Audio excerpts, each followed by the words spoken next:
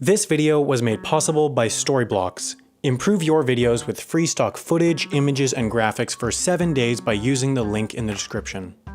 If you ask an American, the northernmost town in the world is probably Toronto, Canada. If you ask a Brit, it's Edinburgh, Scotland. But for everyone else, the northernmost town in the world is somewhere here. But instead of just telling you, I'm gonna beat around the bush for 4 minutes so I can turn this into a video. Now, if you watch my other channel, Wendover Productions, you know that I went to the northernmost town in the United States, Barrow, Alaska, which is decently big by Arctic standards. About 5,000 people live there, making it the largest Arctic city in North America. But North America really doesn't have Arctic cities. But if you draw a line this way, you get to Tromsø, Norway, which is pretty much at the same latitude as Barrow, but over 70,000 people live there.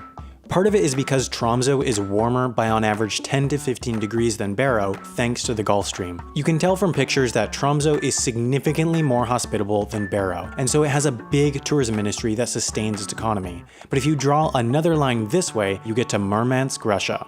Because logic and sensibility doesn't exist in Russia, over 300,000 people live in this town, which is not quite as scenic as Tromsø. Despite being over 600 miles north of Helsinki, Finland, Murmansk has a larger population than the Yukon, the Northwest Territories, Nunavut, and Greenland combined. For some perspective, if Murmansk was in North America, it would be 2,000 miles north of New York. That's a 4-hour flight.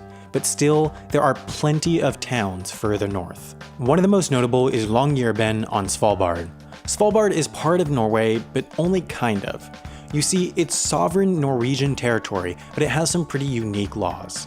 Back in the 1920s, after years of dispute over land rights, a bunch of countries got together and signed the Svalbard Treaty. It said that Svalbard was Norway's land, but any country that signed the treaty had the right to go and mine or fish or engage in any other commercial activity on the archipelago. That's why Svalbard has places like Barentsburg, a mining town with an almost 100% Russian population. It's also home to this place, a Russian consulate, which is the northernmost diplomatic mission in the world. Because of this treaty, Svalbard is also an entirely visa-free area. Anyone from any country can live and work in Svalbard for as long as they want with no visa at all. Longyearbyen is also surprisingly connected for being so far north. Its airport has multiple daily flights down to Oslo and also holds the title of being the northernmost commercial airport in the world. So Longyearbyen is pretty much the northernmost place that you can easily get to. You could literally start your day on top of the world in Svalbard and end it in Newark, New Jersey. Not that you'd want to, of course. But at this point, we need to split the settlements into two categories: public and private. You see, there's real use to being in the Arctic for both military and meteorological reasons. For example, the US's northernmost military base is Thule Air Base in Greenland, which primarily serves as a radar site to detect ballistic missiles coming over the North Pole. There are also places like Nord Greenland, a weather station with a permanent population of 4, and Alert Canada, the northernmost permanent settlement in the world. This place is so far north that it would actually be faster to fly over the North Pole to Mongolia than it would be to fly to Washington, D.C.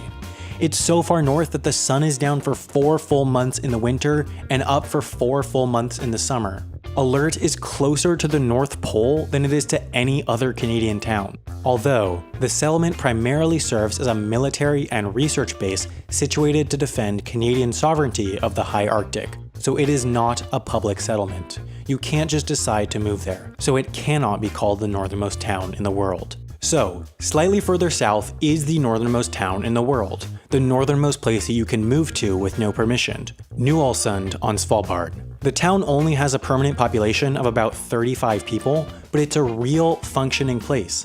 It even has the northernmost post office in the world, and since it's on Svalbard, it has 0 visa requirement, meaning you can literally just go and move there tomorrow.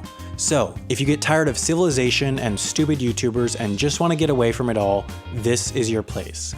Or you could move there and become a stupid YouTuber, but first you'll want to get a Storyblocks account, because there is no better place to get high quality, properly licensed stock footage, video, and graphics. Since I started YouTube nearly 2 years ago, I've downloaded 1,080 video clips from Storyblocks. You'd pay a traditional stock footage provider over $50,000 for that many clips, but with Storyblocks, it's just $149 a year. But if you sign up using this link, you can get a 7-day free trial and download hundreds of clips, images, and graphics for free. If you make YouTube videos, there really is no reason why you shouldn't at least give Storyblocks a try using this link, and you'll be supporting the channel while you're at it.